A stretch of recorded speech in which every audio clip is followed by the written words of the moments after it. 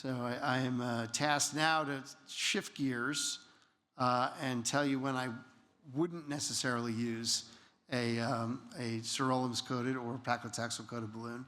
And so this is sort of just purely my approach to scaffolding in the SFA, and I think hopefully we'll have some time for discussion amongst the panel. No talk about the SFA would be complete without this figure, which is sort of, I think, the most famous figure in peripheral intervention. It really demonstrates the challenges of the femoropopliteal segment with respect to different forces. Stress and strain, compression, elongation, and torsion are all major concerns, particularly for metallic implants in the FemPop circulation. I use this slide a lot because I borrowed it from Gary Ansel, and it shows a stented distal SFA proximal popliteal with a standard laser-cut nitinol stent. And as every surgeon can tell us, especially the greatest degree of stress and strain is right at the adductor hiatus, Hunter's canal, and you can see that this, for lack of a better word, the stent is squished by the natural stress and strain that's applied there. Consequently, we have been chasing this standard of primary patency, particularly for claudicants in the FemPop, for the last 3 decades. If you can get venous patency for a FemPop above knee bypass of over 75%, we should be able to do at least as well with endovascular therapies.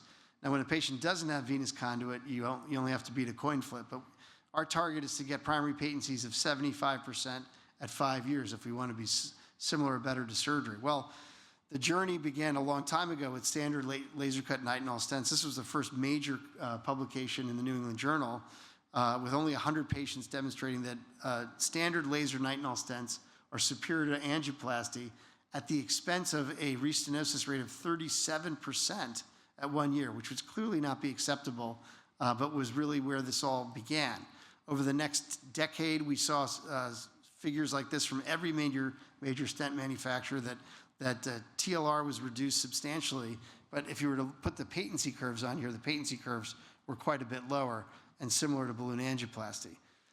To summarize a lot of data in a single slide, I would argue that the overall trends are that the longer the lesion, the higher the restenosis rate, and angioplasty has a slope that's steeper than nitinol stents, but there's still a slope that makes treating long lesions with conventional nitinol stents untenable because there will be 100% restenosis if the lesion is long enough. So how do we change this slope? How do we move the curve? You already saw a great demonstration from Chris about the use of interwoven nitinol stents. Certainly Supera is unique in its characteristics and showed in a core lab control trial that if you implant it properly, you can get freedom from TLR of 82% and primary patencies approaching 90% at 1 year. And in our clinical hands, I think many of us have had similar results with essentially zero stent fracture. And this is an example just from my practice of a bent knee lateral demonstrating how the interwoven scaffold avoids some of those stress strain concerns. We've talked already about drug delivery. Drug delivery is the revolution in endovascular intervention. And the first foray into this space was with Silver PTX, now well over a decade ago, looking at 5-year follow-up approaching 66% primary patency in relatively short lesions. So approaching the ideal of the FemPop bypass. We've all seen the Alluvia data that have subsequently supplanted, in some ways, Silver PTX with 1-year patency approaching 90. But interestingly, there's a degradation of this difference in over 5 years. When you compare clinically driven TLRs, they're similar for Alluvia and Silver. So paclitaxel-eluting stents do a good job, but they're not perfect. And here's the patency data. And again, very similar findings between the two scaffolds. We also learned from drug-eluting stents that there are a few important parameters that we learned in the coronaries. Longer stents, smaller stents, either by angio or IVUS, perform worse. So there's still a length to restenosis relationship, and you still need to use antiplatelet therapy to prevent thrombotic complications. So we still have this issue.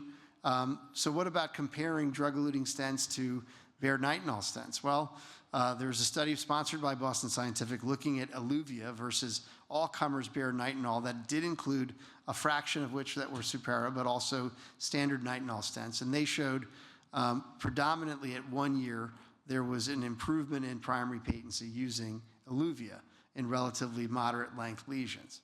So we have this veritable menu of treating the SFA. How do we make sense of all the data that exists? The SKY appropriate use criteria suggests that drug elution should be the cornerstone of therapy for the FemPop segment, and I would certainly, agree with that statement. I think the reason that is that drug elution has flattened this length to restenosis relationship, but so have vascular mimetic implants like Supera, and as you heard earlier from Jay, perhaps covered stents in selected instances also. So how do I choose? So this is my own personal algorithm. In the presence of heavy calcium, particularly at the adductor hiatus and below, I use Supera as my go-to therapy. I still believe that a drug-eluting technology before Supera helps a little bit, and I think there's no data to support that, but that's my personal belief. I use standard nitinol stents essentially never, except when they're very short for flow-limiting dissection.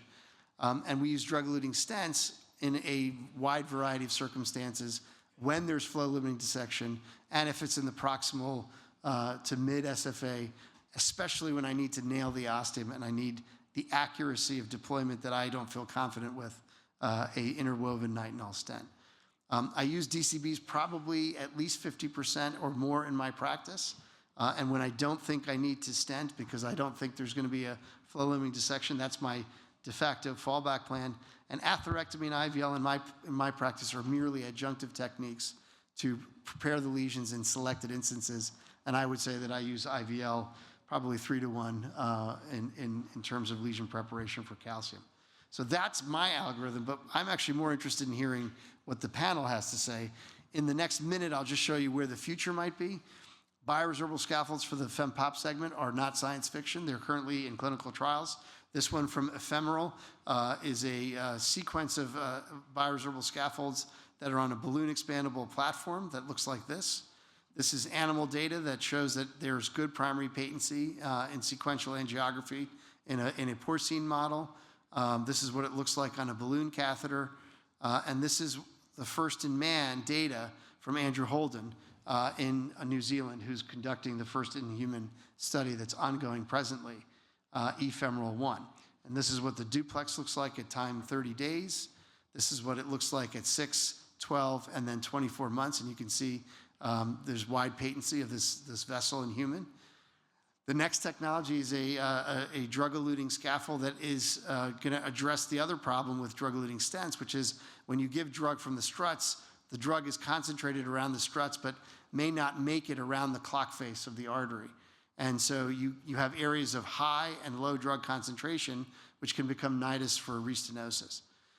The way to overcome this is to have a hybrid stent, one with a metallic scaffold and then a polymeric mesh that allows for more liberal, uniform dosing of drug.